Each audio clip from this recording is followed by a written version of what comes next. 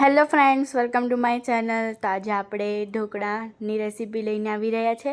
તો તમને આ રેસીપી બનાવવાનો જરૂરથી ટ્રાય કરજો. તો આ રેસીપી ફક્ત 5 મિનિટમાં બની જાય તેવી રેસીપી છે. તો ચાલો હવે આપણે રેસીપીને સ્ટાર્ટ કરીએ. તો તમે એન્ડ સુધીમાં વિડીયોમાં જરૂરથી જોડાયા રહેજો. તો ચાલો રેસીપીને સ્ટાર્ટ કરીએ. અહીંયા તમે જોઈ શકો છો કણકી ગરમાનો આપણે લોટ લઈ લીધો છે. તો હવે આપણે 6-7 મરચાં લઈ લીધા છે, થોડા લસણ લઈ લીધા છે અને એક આદું લઈ લીધું છે અને અહીંયા કઢી દહીં પણ લઈ લીધું છે. હવે તેમાં લોટમાં આપણે એડ કરી દઈશું. તો તમે જોઈ શકો છો આપણે લોટમાં કઢી દહીંને એડ કરી દીધું છે. હવે તેને સારી રીતે મિક્સ કરી લઈશું. તો તમે જોઈ શકો છો સારી રીતે મિક્સ પણ કરી લીધું છે. હવે આપણે 1 ગ્લાસ પાણી એડ કરી દઈશું, તેને સારી રીતે મિક્સ કરી લઈશું. હવે તમે જોઈ શકો છો આપણે થોડુંક ખીરુંને આવી રીતે બહુ ઢીલું નહીં થવા દેવાનું અને તેમાં સ્વાદ અનુસાર મીઠું એડ કરી દઈશું. તેને સારી રીતે હલાવી દઈશું. તો તમે જોઈ શકો છો હવે આપણે સારી રીતે મિક્સ પણ કરી લીધું છે. તો હવે આપણે આદુ લસણની પેસ્ટ રેડી કરી લીધી છે. હવે આપણે ખીરું જે બનાવ્યું હતું તેમાં એડ કરી લઈશું અને તેને સારી રીતે મિક્સ કરીને હલાવી દઈશું.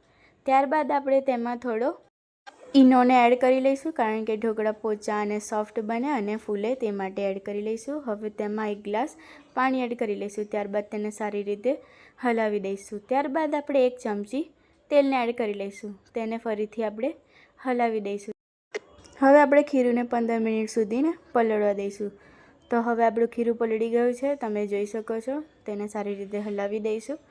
હવે આપણે એક ઢોકળાનું કુકર લઈ લીધું છે, તેમાં આપણે થોડું પાણી એડ કરી લીધું છે. તેની ઉપર આપણે હોલવાળી જાળી મૂકી દઈશું. હવે ઢોકળાની પ્લેટ પર આપણે તેલને લગાવી લઈશું.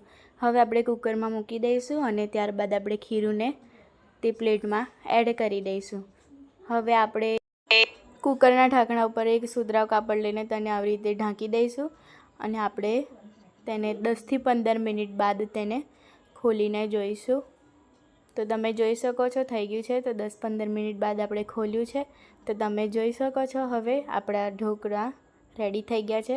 હવે તેને આપણે ઠંડુ થવા દઈશું થોડું, અને ઠંડુ થઈ જાય એટલે આપણે આવી રીતે સ્ક્વેર ટાઈપ શેપમાં આપણે તેને કટ કરી લઈશું. તો તમે જોઈ શકો છો આપણે કટ પણ કરી લીધું છે.